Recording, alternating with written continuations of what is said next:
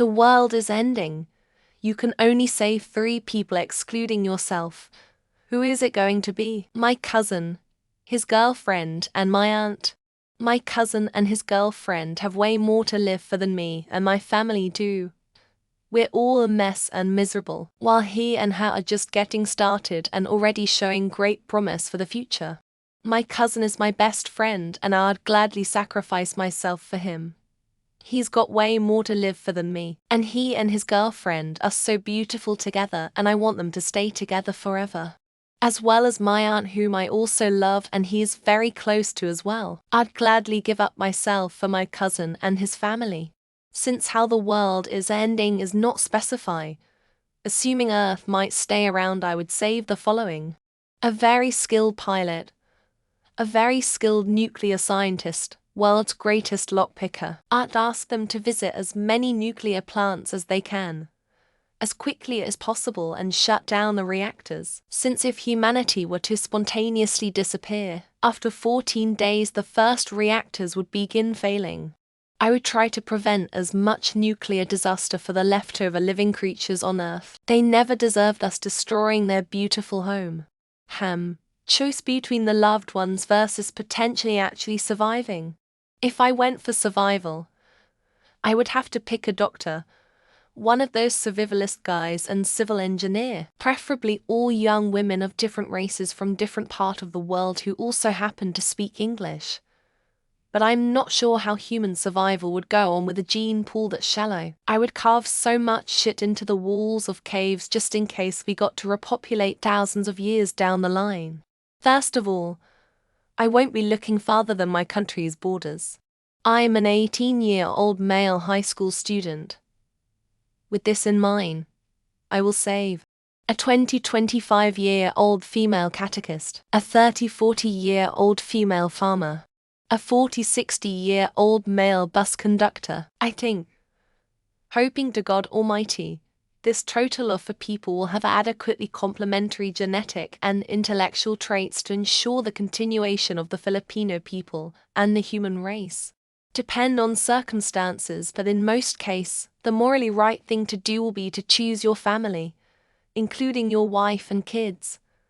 But having more than 2 kids would make this morally challenging. But if you don't have them, then go for parents and siblings, for having more than 1 sibling or cousin would make it a lot more morally challenging. If you have no family or relatives at all, then go for friends.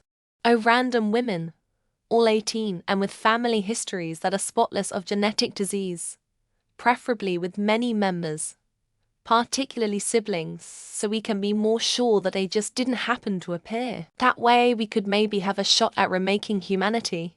It's technically possible. Genetic disease would almost certainly occur anyway.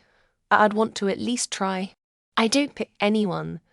If the world is ending, like literally no humans except me and 3 others, I wouldn't want to bring 3 others into that scenario, out of mercy. To just survive as long as I can on my own, and eventually die probably of starvation unless I can somehow manage to figure out farming in the time it takes for all the food in the world to go rotten.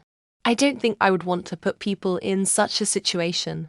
It would be plunging people into the dark ages. You could survive, but it would be much of a life. That smaller group likely wouldn't be enough to repopulate the Earth, so it would just be delaying our inevitable extinction. I think I'd rather cut to the chase and get it over with. Only 3 people gonna be left on Earth for the rest of their days. No help from anyone else for them to survive boring, frustrating solitude for however long. Trump, Trudeau, Putin. And I'm not gonna lie, they can do what they want when the rest of us are gone. None of them have the skills to survive a week. Well, maybe Putin. 3 people is nowhere near enough to keep the species going. 500 non-related individuals is a conservative estimate on the minimum number to prevent too much inbreeding. Given that, you're consigning those 3 people to a hellscape of pain and suffering as the infrastructure breaks down due to lack of maintenance. Nobody deserves that. My girlfriend, my brother and her girlfriend, assuming we are saved in some way after the world is ending, in this scenario we are, We are going to need to repopulate the next civ wherever that might be. I guess technically, there would be some cousin mixing. But I guess that's no real choice. If we're talking about repopulation, I'd probably go with 2 people pregnant with twins or better, and an appropriately specialized doctor. Bonus if one of the pregnant people is a midwife or maybe watches a lot of Bear Grylls, or if one of them is really into gardening. I think this would be more of a curse than anything, so I would choose people I hate probably. Maybe a couple of billionaires, so they can get a taste of a truly broken world beyond repair, and they have to slowly die incapable of managing by themselves. I find it interesting the number of people who read that and assumed they would also survive. For a total of 4, I read it as 3 other people. That's it. Save 3 people, excluding yourself, meaning I die with everyone else. 3 people remain. Oh, think about this very carefully. On one hand, I'd save no one and let humanity die. On the other, I'd choose 1 hyper-intelligent male and 2 hyper-intelligent women to restart the repopulation process. Kim Jong-un, Donald Trump, Vladimir Putin. They may not be the worst scum in the earth. I'm looking at you, Bashir. But they are my pick to be the last man standing as the world collapses. Alone together. No one. Why would I inflict that horror on anyone? If the world ends, why save anyone? What would be left? For people won't be able to survive very long. A quick death is better than starving to death. Granddaughter, great-granddaughter, grandson-in-law. My husband is still alive, but my 2 girls need a husband and father to look out for them. My spouse agrees. We've lived fairly long lives, so I'll take 3 unknown male scumbags on 3 different continents. They will never be able to meet and probably starve to death slowly. I wouldn't want that happening to any of my beloved ones. My brother, his wife and their son. Plus I don't want to save myself. But why save people if the world is ending? It seems a horrible future to me. Especially for the ones I love. If the world is ending, technically no one can be saved. There is no world. This is absurd. You should be more specific if you want people to accurately quantify an appropriate answer. I would pick some most disgusting creatures from our government. Let them suffer with basic survival without opportunity to latch themselves to society as in typical parasites they are. Belle Delphine, secondary breeding vessel. Elon Musk for innovation and intelligence. Kim Jong-un's daughter Rui is dictatorial queen paired with our new global king Musk. 2 of my sisters, that is it. They will feel compelled to stay somewhat close to each other for safety. They will also torment each other for the rest of their days. Are there 3 remaining humans in the entire world? That's not enough to repopulate the planet, so I'm going Trump, Putin and Kim Jong-un. Have fun, boys. Henry, Mrs. Jenkins, and that guy who lives 2 houses down from Percy. You know who I'm talking about. He was at the fish restaurant the other day with Steve. Thank God I'm not one of those people. I don't think I really hate people, but I'd try to find out who the worst child abusers these days are and pick them. Thank God I am excluded. I pick 3 random people. Probably the people closest in proximity to me at the time. I don't care. I'm out of here. The 3 people I hate most from my life, because them living through the end of the world will probably be worse than dying with everyone else. Donald Trump, Kim Jong-un, and Putin. 3 narcissists left alone in a dying world.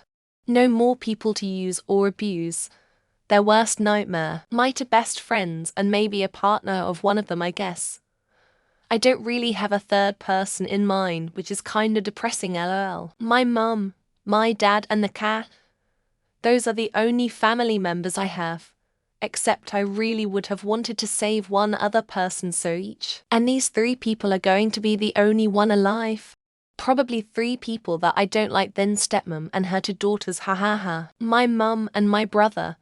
And I honestly don't have a 3rd, so I'm gonna say someone who is alone and suffering, helping them survive. I was going to say my mum, but I don't want her to be lonely. So I think I'd just save the smartest man, woman and child I could find. My best friend, Madison Beer and Margot Robbie so we can play date our sons and daughters so we wouldn't have an inbred legacy. My boss, my ex, my mum.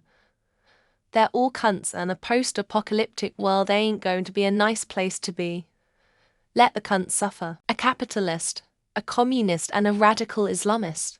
I'll buy some popcorn from the capitalist and watch the carnage unfold. My wife and my daughter, then a world ruffle, and whoever comes along. My dog is not a person, so he comes too. If I can't save myself, what's the point? Point is, nobody is worth saving because we're all worth saving. ... If I can't save myself, what's the point?